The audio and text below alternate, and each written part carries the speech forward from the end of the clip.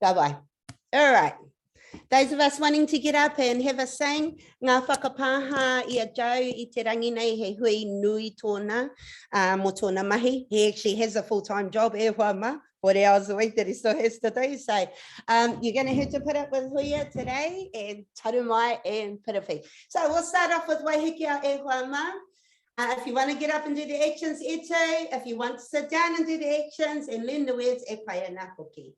Nā kua kapi te whenua I ori, maunga nui ki tā maki, maranga, maranga maira, he wahine, puratu, we heke aurere hua, mai heke au, mare kurae. Nā kua kapi te whenua I ori, maunga nui ki tā maki, maranga. He tau kupu nā mahanga, he manurere I te pō. He tau kupu nā mahanga, he manurere I te pō. Ko tutaki, ko weiheke awe, iripiro e, ki te mai ana, tō atahua, ka tai te roma, ki aha mai warangi. Ko koe tēnā hei wahine mana, waiheke awe. Ka puta rā, ko makawe, ko mauku, ko e kae. Ko riunga tēnā, ko piti ko rango. Ko te pōtiki, haki puta tō muri e. Maranga maira, he wahine, purotu, we heke aurere hua, mai heke au, mare kurae. Nā kua kapi te whenua I ori, maunga nui ki tā maki, maranga. Nā kua kapi te whenua I ori, maunga nui ki tā maki, maranga, maranga hi. Ka pai e hoama ki te au I a koutou e tūtū mai ana ki te mahi ngā mahi āringa, tēnā koutou katoa. Just before we move straight into the next one, e hoama, we have some manuhiri amongst us today. So I just would like to introduce you all to Felicia and now. Ruru atu kia rātou. Ka tai mai ki te ātaho miro ki ngā mahi, e mahi ana tātou, ia tātou e noho ana I tēnei wā taratahi. So they've just come in to have a look at what we're doing during this time of lockdown. Nau mai, haere mai, e korua, e nei mare kura. Ki wainga I a Ngāti Whātua o rākei, Ngāti Whātua nui tonu. E mihi ana. Alrighty, e tahi atu kua kuhu mai tina kwene. Alrighty, we're going to go straight to the haka pōhiri e hoama. Taru mai is going to take us through that. Thank you, darling. We had a good run through it yesterday, everybody. So looking forward to watching all the energies in the backgrounds as Taru mai is taking us through. And just give me a couple of minutes. I won't be long and I'll just try and find them. Here we go. Alrighty, and sharing screen. Oh, man, my kid, he's seen the promotional video for the TikTok challenge that's coming up. Oh my goodness, it's doing my head in, honestly. He's got me all up in there getting ready and talking about whichever tipuna he would like to talk about in our TikTok thing this weekend. So yeah, I hope everybody else there is getting on with it. And ka huatu te rākau kia koe, babe, taru mai. Tēnā tātou te whānau, tēnei katoa i ngā mihi kia kōrua kei ngā manuhiri, nau piki mai, nau kake mai, ki tā tātou whare kōrero i te rānei. Just want to extend our mihi to our manuhiri who have joined us today. Tēnā kōrua. Cool, mihi ana kia tātou. Hope we're all well. Just going to go over the hakapōwhiri. Oh, tēnā I ruia. Au e he aha te hau e wawara mai rā. Au e konga hau e wha e wawara mai rā. Papaki kau ana ngatai ngaru ngaru ana I wai te mata. Toi a mahuhu ki te rangi ngā waka ki utaki a ki te ai au. Kia rongo ai I te kaupapa I hara mai ai koe. Taka taka hia te whenua I hara mai ai koe. I hara mai koe ki runga o ngā tīwhātua, ki runga o tāmaki. Here ngā waka, here ngā tangata e. Tu ngā iwi pohiringa, iwi o te motu pakia. Ai aha tērā. Haere mai aue. Haere mai aue tu noa. Ngā maunga kōrero te iwi kuangaro. Tuku tuku I te rangi. Tuku aki te whenua ki taka parawhau. E tu nei aue. E tu pohiri ngā iwi o te motu pakia. Ai aha tērā. Haere mai aue. Haere mai aue ki taku hui. Hi. Ngā mihi whānau. Pretty easy, eh? Just a few parts there really is toia mahuhu ki te rangi ngā waka ki uta kia ki te ai au kia rongo ai I te kaupapa I hara mai ai koe. Taka hia te whenua I hara mai ai koe. I hara mai koe ki runga o ngā tīwhātua, ki runga o tāmaki. Here ngā waka, here ngā tangata e.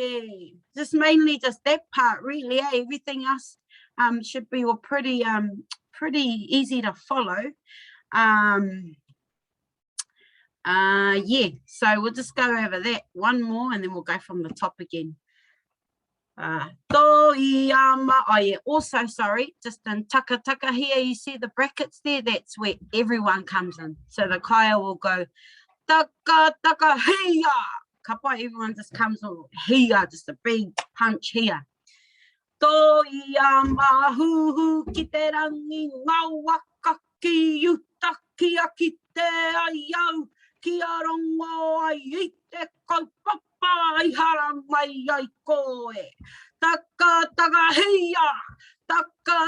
hia te whenua I hara mai ai koe. I hara mai koe ki runga o ngā tīwhātua, ki runga o tāmaki. Here ngā waka, here ngā tangata e. Kapa, we'll go one more from the top, eh, whānau? Tēnā I ruia. Au e he aha te hau e wawara mai rā. Au e konga hau e wha e wawara mai rā. Papaki kau ana ngatai, ngaru ana I wai te mata. Toi a mahuhu ki te rangi ngā waka ki uta kia ki te ai au. Kia rongo ai I te kaupapa I hara mai ai koe. taka taka heia, taka heia te whenua I hara mai ai koe. I hara mai koe ki runga o Ngāti Pātua, ki runga o Tāmaki. Here ngā waka, here ngā tangata etu pohiri ngā iwi o te motu pakia. Ai aha tērā, haere mai aue. Haere mai aue tūnoa. Ngā maunga kōrero te iwi kuangaro. Tuku I te rangi, tuku aki te whenua ki taka parawhau. Etu pohiri ngā iwi o te motu pakia. Ai aha tērā. Haere mai aue. Haere mai aue ki taku hui. Hi. Ngā mihi. Ngā mihi nui kia koe, babe. Ngā mihi nui nau I whakako mai I tēnei. Haka pōhiri hau mō tātou katoa I tēnei rā. No, reira, e whama, we've got a really awesome program lined up for today. Next up, we're going to have our Hitoria session. We have a brand new guy filling in for Joe today. He's a little bit more handsome, perhaps. Don't tell Joe that. Following that, we're going to look at our new ngiri also and run through that. The one called Tēnei Au, Piripi, kia rite mai koe. Hiwi one pū, we will be looking e hoa ma, at a brand new moteta. I tēnei rā. Yeah, that's right, whānau. First time it will be released. Ko te ingoa, ko hiwi one pū, and we are privileged to have Tarumai taking us through that. She was a strong part of the development of the rangi for that mōteatea. And then, of course, you know, we'll have the cahoots and we'll finish up with our mōteatea that we've been learning manawa mai. Nō reira, katahuri te rākau, I tēnei wā, kia Joshua Wikiriwhi e wha ma, kia are mai ngā taringa. You know, the history, cultural capacity development is really important. But also knowing what the answers are for cahoots is equally important. Nō reira e hoa ma, taringa rahi koutou. Kia ora, Josh. Kia ora te whānau. Pai te whakarongo? Ai. Rungana koutou? Ka pai. Tino pai. Huia asked me if I could jump in and help out with the session. I know this is our favourite time. More important than playing a Kahoot game. You've landed with me to go through our Hitori kōrero. We've talked about tāwhaki, we've talked about wāhi roa. Yesterday, I believe we talked about Rata, whose other name was Rata Ware. And he got the name Rata Ware because he forgot about karakia, the importance of karakia. So Rata Ware has a wife. He marries a woman, Tunga Rau Tāwhiri, and has a man called Tū Whakararo. And Tū Whakararo, who is the person who we're going to be talking about today. There's quite a few interesting kōrero about this man, Tū Whakararo. So, are taringa mai, listen up there, Woma.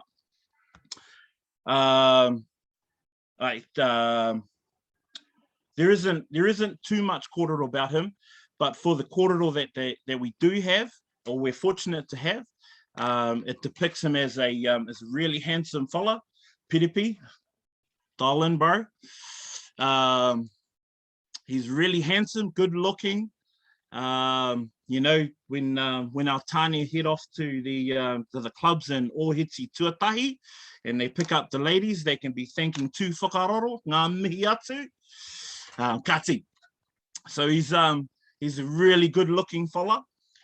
He has wicked physical attributes.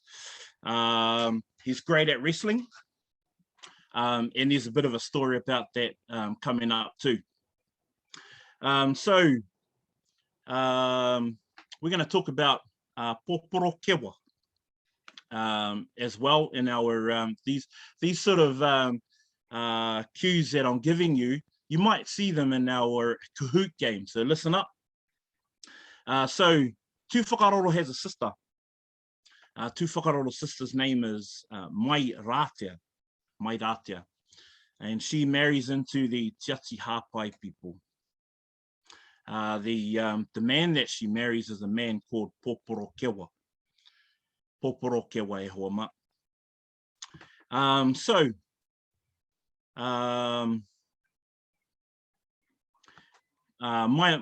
My Ratia resides with these people, with the people of Tiati Hapai. And she marries into those people.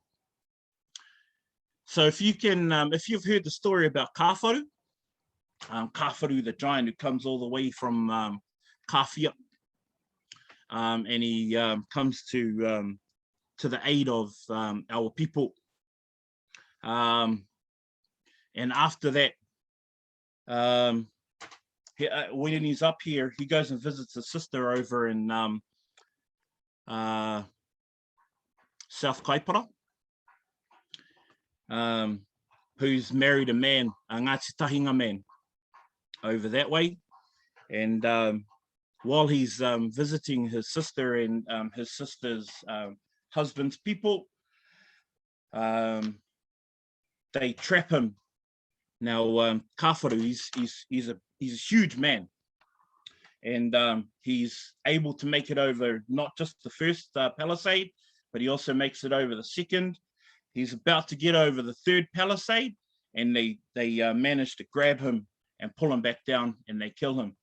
So if you can remember that kōrero about Kāwharu, Tu Whakararo meets the same fate. So Tu Whakararo goes to visit his sister, Mai Ratia, and that's where we're going to get into this wrestling match that he has with them.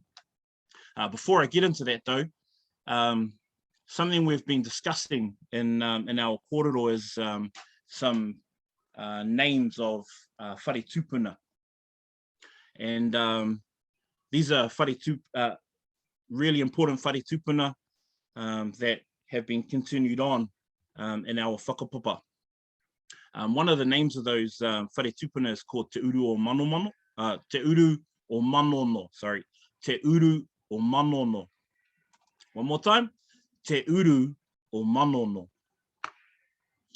And this was a huge whare that stood in Hawaii.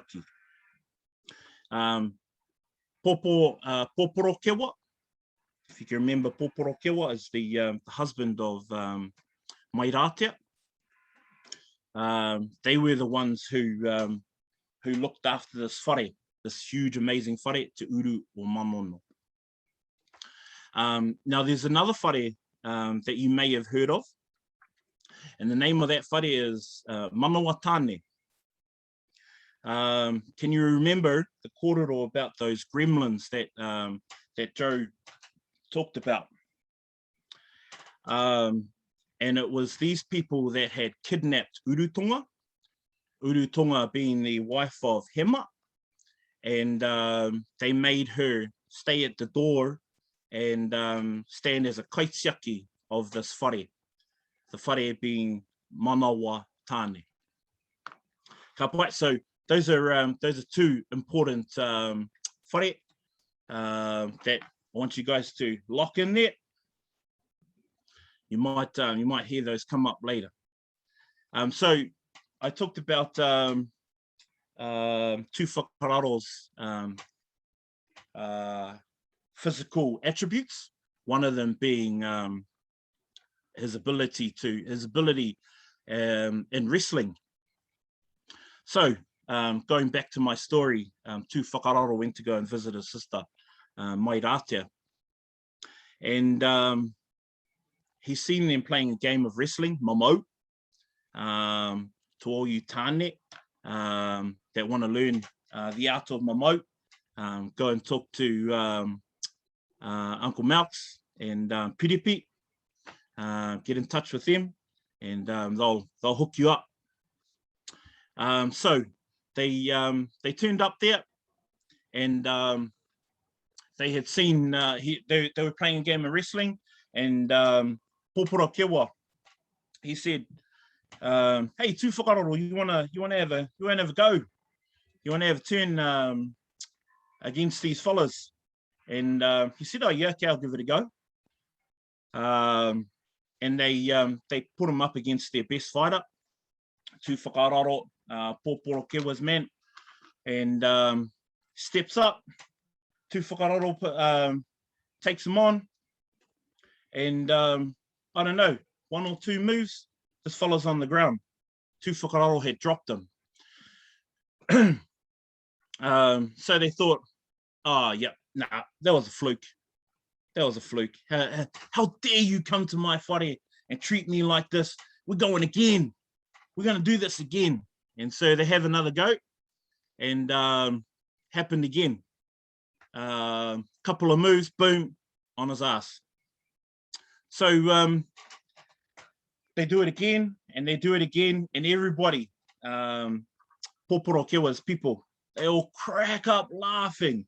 Yeah, what a useless fella. You're the one that we put up there to as the best of the best, and you can't even take on tu whakaroro. Yeah, get out of here. Yeah, muriake ngā rakaraka. He's had it. He's wasted. So, in embarrassment, this fellow, he's a bit of a sneak. He waits for tu whakaroro to turn his back to him, and tu whakaroro goes to get dressed, goes to put on his clothes. Although I don't know what sort of clothes those fellas wear over there, because all they wear is a lover these days. So anyway, he goes to put on his clothes, and this fellow calls out to him, "Hey, and just as tu whakaroro turns at him, he throws some mud or dirt at his face, into his eyes. Tu whakaroro goes to clear his eyes, and this fellow, he does a blind shot on him, gives him a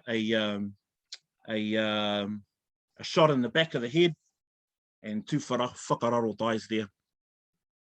So that was the only way they could beat our tupuna tu whakaroro, is a strike from the back. So what happened to our tupuna's bones, e hoa ma? What they did was they cut them up. They cooked him, and they ate him. They had a feast, and I'm pretty sure they did that so that they can try and take his physical attributes, so that they could beat the next person at wrestling. Anyway, they grabbed his bones, and they hung them in the whare. Can you remember the name of that whare of Poporo Kewa's? Te uru o manono. So they hang the bones up in te uru o manono, and the next person that we're going to be talking about tomorrow is a man called Whakatau Pōtiki.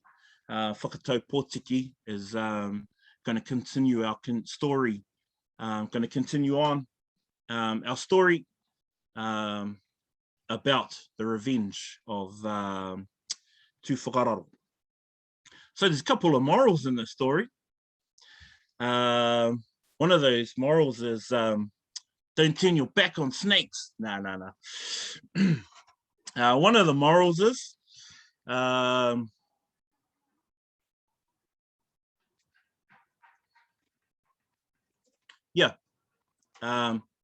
that was it. One of them, don't turn your back. Watch out for people who are bad sports. You know, you think it's over, and hello, these fellas are still going. You know, a bit of a korero for those that are doing tūtaua. You know, always be aware, kia matara, kia ita, and always be careful. So that's a bit of kōrero I think I've harped on enough e hoama about our tupuna tū whakararo. Great features, great physical attributes, great at mamau. And I hope not to see you guys down at the waterfront and Ohiti Tahi trying to give those charms a go of tū whakararo. Kia ora. Ngā mihi nui Josh. I guess just one other moral to that story, and we'll hear more about that tomorrow, is that our koiwi tupuna, they're really, really important.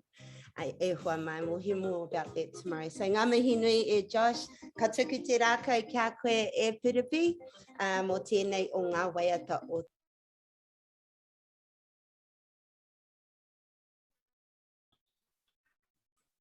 Tēnā tātou, tuatahi rā, ka tuku nā mihi ki wā tātou manuhiri. Felicia Adanella nau mai heira mai ki tō tātou whare. Tō tātou whare whakaro, tō tātou whare whakairo, tō tātou whare ahuru, hei āio mā tātou i te rangi nei. Nō reira nau mai heira mai kōrua. Tuarua, tēnā koe ante, otia, ka mutu ki a koe te whanaunga Josh. Ngā mihi nui Kazi. Get a break. Okay, we're going to get straight into this. Aroha mai mo taku hononga. I hope it sticks in me. Nō reira, yep, that's us. I'm going to take it as slightly slower. Just slightly slower. And then over a couple of times, we'll pick up the pace. Here we go, whānau. Tēnei au ko te uri o manu, ko te aitanga ātiki. He matakahi, he manuka, he kahika, I ahu mai, I te kohanga tapu ātea, I te whare o te manuka, I te whare kura o manuka pua. Tēnei au te ho atu nei, hokai āwai, whana āringa, hikoia te whetu, hikoia te marama, kei te whai au, kei te ao marama e. Ka pai. Awesome, fun. Let's try it. Let's go through that again. Here we go. Tēnei au ko te uri o manu, ko te aitanga ātiki. He matakahi, he manuka, he kahika, I ahu mai, I te kohanga tapu ātea, I te whare o te manuka, I te whare kura o manuka pua. Tēnei au te ho atu nei, hokai āwai, whana āringa, hikoia te whetu, hikoia te marama, kei te whai au, kei te ao marama e. Ka pai, we're slowly going to pick the pace up to its original pace. Ka pai. Here we go again. Really awesome fun. I can see all of your mouths moving. Ka pai, it tells me that we've locked it in over the last 4 weeks. Awesome. Here we go. Tēnei au ko te uri o manu, ko te aitanga ātiki. He matakahi, he manuka, he kahika, I ahu mai, I te kohanga tapu ātea, I te whare o te manuka, I te whare kura o manuka pua. Tēnei au te ho atu nei, hokai āwai, whana āringa, hikoia te whetu, hikoia te marama, kei te whai au, kei te ao marama e. Ka pai whānau, we're going to go through that one more time at its original pace. Here we go. Kia kaha mai. E tēnei au ko te uri o manu, ko te aitanga ātiki. He matakahi, he manuka, he kahika, I ahu mai, I te kohanga tapu ātea, I te whare o te manuka, I te whare kura o manuka pua. Tēnei au te hoatu nei, hokai āwai, whana āringa, hikoia te whetu, hikoia te marama, kei te whai au, kei te ao marama. Ami whānau. Hoki atu ki a koe, Auntie. Ngā mihi ne rawe katoa tēnā ngiri ki au. I tēnei wā whānau, we're moving straight along. Taru mai kei konei tonu koe, babe. I'll put up our words e hama for our hakapohere. Ka re roa. I will be right back with you guys shortly. Righty ho. Kei a koe tāna. We going over this, hun? We did this. My I'm bad, not- wrong words. Let's go. Right, here we on it. Goodbye. And night, darling. Ka pai te whānau, ka waiho te roanga o ngā kōrero ki a Uncle Joe. Engari, kia kuhu tō tika ki ngā mahi. Just going to get straight into it, whānau. So the kai, obviously. E noho ana au I te hiwi o ne pū I tā pora pora. Ka pai. E noho ana au I te hiwi o ne pū I tā pora pora. Do I can hear? E noho ana au I te hiwi o ne pū I tā pora pora. Ka pai. I tā pora pora he so I tā pora pora he ngā tapu no. So we just drag that that tohu tō. E noho ana au I te hiwi o ne pū I tā pora pora he ngā tapu no. Ka pai. I te hiwi o ne pū I tā pora pora he ngā tapu no. I tā pora pora he ngā tapu no te waka o whakatau. Ka pai, so we just finished talking about tāwhaki and all of that when it comes to whakatau.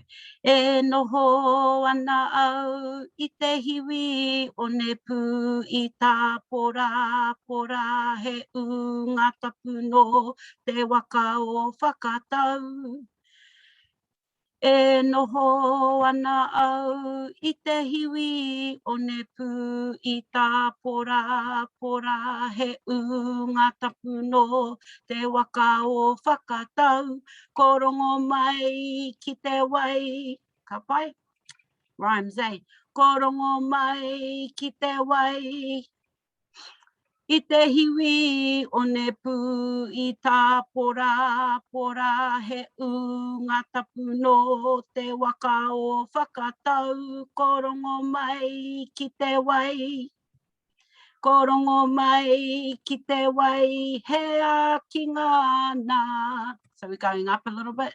He a ki ngāna ngā tai e. So we just put an e there. E noho ana au I te hiwi o ne pū I tā pora pora he ngā tapu no te waka o whakatau. Korongo mai ki te wai he a ki nāna ngā tai e. Ka pai. E noho ana au I te hiwi o ne pū I tā pora pora he ngā tapu no te waka o whakatau. Korongo mai ki te wai he a ki nāna ngā tai e. Kai tauhara ngā rua. Kai tauhara ngā rua. Kai tauhara ngā rua. Korongo mai ki te wai he a ki ngāna ngā tai e. Kai tauhara ngā rua. E noho ana au I te hiwi o ne pū I tā pora pora he ngā tapu no te waka o whakatau. Korongo mai ki te wai he a ki ngāna ngā tai e. Kai tauhara ngā rua I puta I te kōrero. Kai tauhara ngā rua I puta I te kōrero. Again, kai tauhara ngā rua I puta I te kōrero. E noho ana au I te hiwi o ne pū I tā pora pora he unga tapu no te waka o whakatau. Korongo mai ki te wai he a ki ngā ngā tai e. Kai tauhara ngā rua I puta I te kōrero. Kai tauhara ngā rua I puta I te kōrero. Kātahi anō te iwi kai rarawa e. Kātahi anō te iwi kai rarawa e. So just the tohu toes there give you a bit of a clue. Kātahi anō te iwi kai rarawa e. E noho ana au I te hiwi hone pū I tā pora pora he unga tapu no te waka o whakatau. Korongo mai ki te wai he a ki ngā tai e. Kai tauhara ngā rua I puta I te kōrero. Kātahi anō te iwi kai rarawa e. One more, eh? E noho ana au I te hiwi hone pū I tā pora pora he unga tapu no te waka o whakatau. Korongo mai ki te wai he a ki ngā tai he. Kai tauhara ngā rua I puta I te kōrero. Kātahi anō te iwi kai rarawa e. Ātāhua, ātāhua. Vai pomai te paki e hoa mā. We are so very, very lucky. Alrighty, now moving right along for the moment that we've all been waiting for. E hoa mā. I hope that you have all registered. Have you registered? The number is up. No, you haven't registered. Only 2 of you have. So, rehi tamai e hoa mā. I'm sharing the screen right now to our Kahoots game, the moment we have all been waiting for. Ka te kaupapa o tēnei rā. Ai, koira, ko tū whakararo te kaupapa o te nuinga o ngā pātai. What is our kaupapa for today in our Kahoots e hoa mā? It is that very kaupapa which Josh has been kind enough to share the kōrero about. Peke poro, interesting ingoa, Mansion District, kia ora. Aio, lease, 74 Bales, West Side, Toku Wai, MT, Mama, Ahua, Toru Te Kau, Whātakau o tātou, ko rehita, there's about 40 of us on this chat e hoa mā. Rehita mai, kai te pau, haere te wā. I'll give you guys another 30 seconds. We've not long had some people just come in. So then we will continue in the space that we love to play. Tū whitia, fingers crossed, no fingers crossed. No hoping, let's get it. Go and get it, feel the fear, and go and do it anyway. Kia ora ana hera, ko hoki mai koe kia tātou. Haha tēnā tohu, Colin P. Ka 10 more seconds e hoa mā. Give you guys 10 more seconds. Rehita mai. Register for the game, whānau. And that was 10 seconds. Kia rite mai e hoa mā. Ka timata tō tātai kēmu mo te rangi nei. Pata pātai, nama whā mo tēnei wiki. Ko tū whakararo te ingoa. Pātai tuatahi e hoa mā. Ko wai ngā mātua o tū whakararo. Who were tū whakararo's parents? Were they Tāwhaki and Hine Piripiri? Were they Wahieroa and Kura? Were they Mairatia and Poporo Kewa? Or were they Rata and Tongarau Tawhiri? You know, we didn't really talk about Tongarau Tawhiri yesterday, but koira te hoa wahine o Rata. Te nuinga I tika, tēnā koutou, ko Rata, rāua ko Tongarau Tawhiri, ngā mātua o tū whakararo.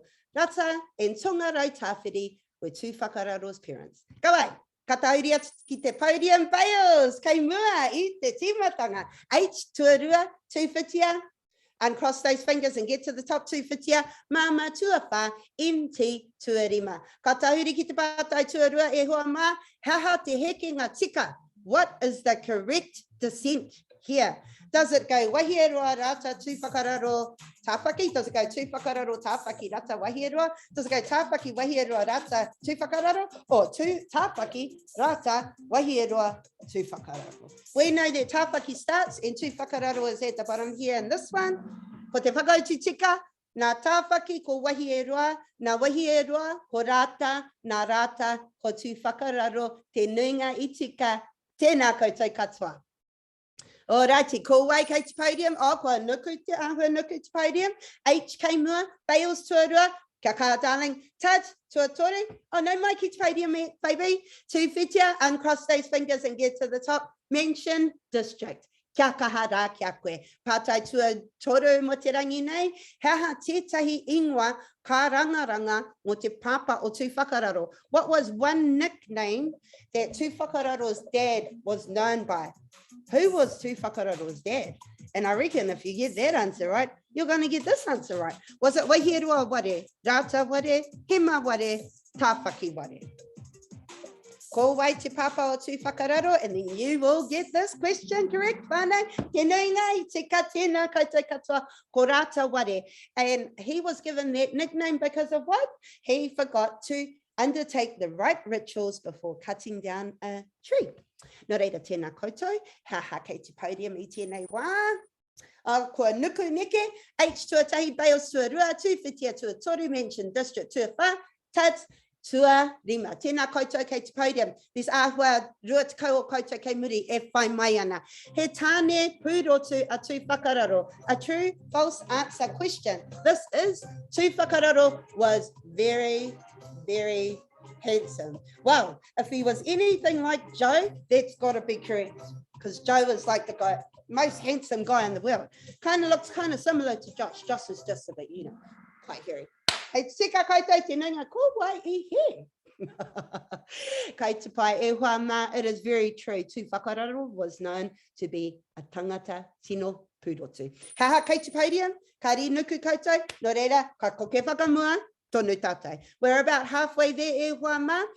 Tēnei pātai, he pūkinga no tū whakararo ki te aha. What were tū whakararo's strong skill sets? Were they all things to do with physicality? Were they making traps?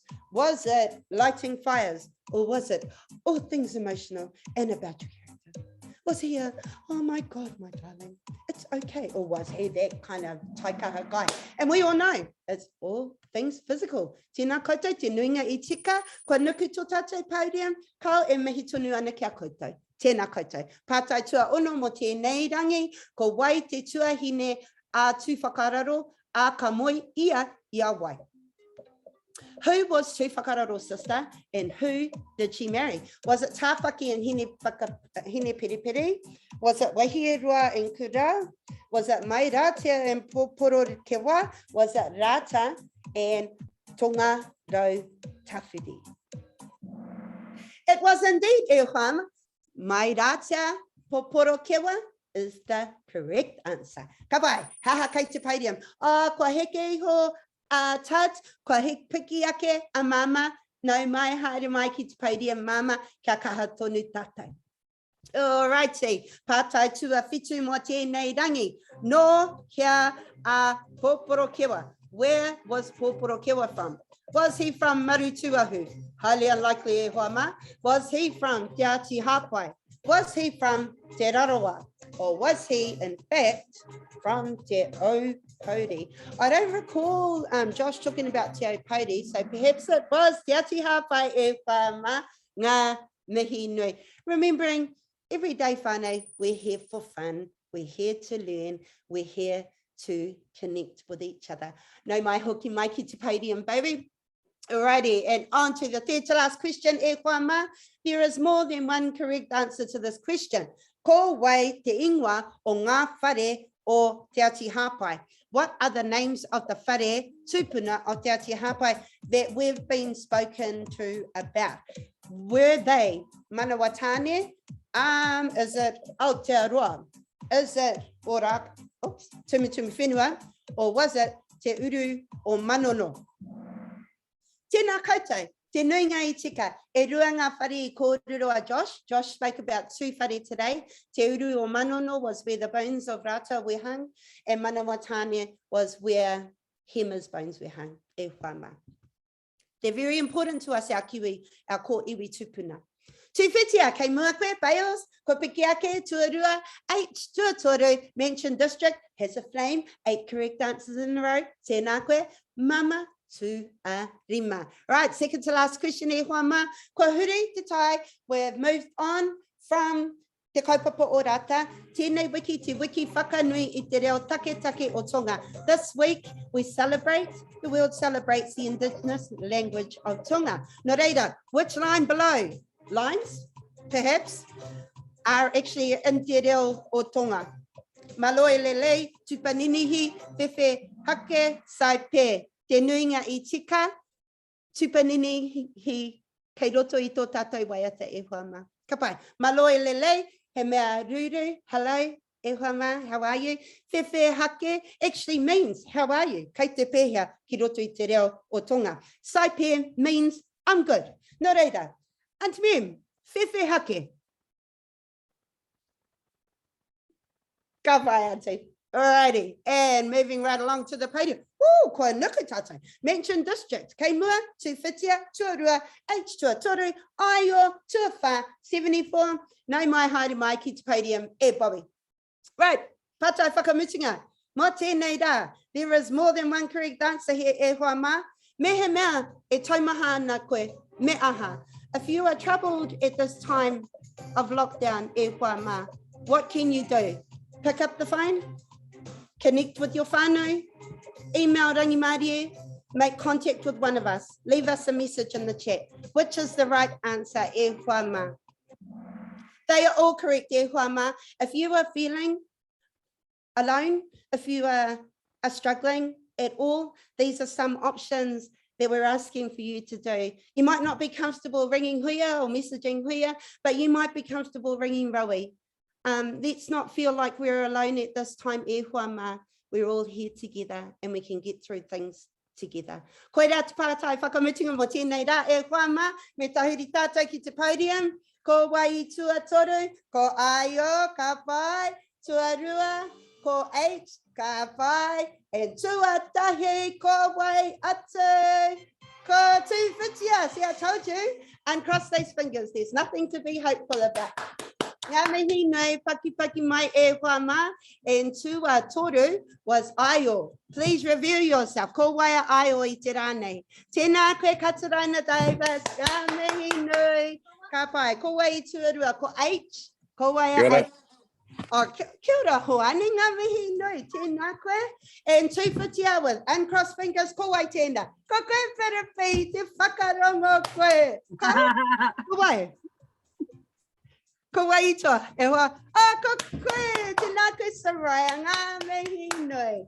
All righty, e hoa mā, ko tata ki te mutu o tō tātou wā. I think that person that actually came first. Ngā mihi nui. All righty.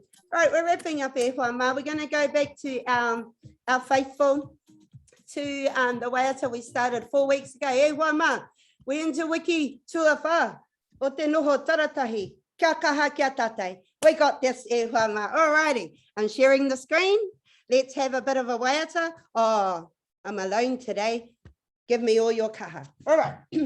Manawa mai tatou mai e tu te riri e tu te nguha e tu tupanini tu parere tu pakokota kota ihea kokota iraro I aku taha kangaru e tu ki te rangi te wakarongo mai e ki taku taua papa te watitiri runga te rangi kararapa te uira mai te rangi te whakarangona te ati tupua te ati tahito te tupua horo nuku te tupua Rangi horo au tata, kina te manuta, kina te pō, ki raro tonga oi. Kina ki Hawaii, ki rongo te pō, rongo te a, te ue ariri, te ue anguha te waiwai. Whakahume tamaki tōna whenua papakura, te tangi whakamataku, kia ngaki a te mateo, tū wapararo. Hey, e hoa ma, we know who we're singing about now. Hey, rārangi whakamitinga, we can actually visualize this beautiful man in our minds now when we sing about him. Come on, we'll do that once more. Nice to have you back for that moment in time, Joe. Back again. Are you going to come back? Ka pai. All righty. Manawa mai tato mai e tu te riri e tu te nguha e tu panini i tu parere tu pakokota kokota I hea kokota I raro I aku taha kangaru e tu ki te rangi te whakarangona mai e ki tapu hau taua papa te whatitiri runga te rangi kararapa te uira mai te rangi te whakarangona te ati tupua te ati tahito te tupua horo nuku te tupua horo rangi horoa tata kina te manuta kina te pō ki raro tonga oi ta kina ki Hawaii ki rongo te pō rongo te a te ue ariri te ue anguha te wewe riri whakahume tamaki tōna whenua papakura te tangi whakamataku kia ngaki a te mateo tū whakararo. Ka pai. All right. So, just wrapping up e hoa ma. If you want to hear the whole of that and record it, our whānau is on karakia tonight, so we'll be doing the whole of Manawa mai tēnei pō. Whitu karaka e hoa ma, peka mai mo te karakia.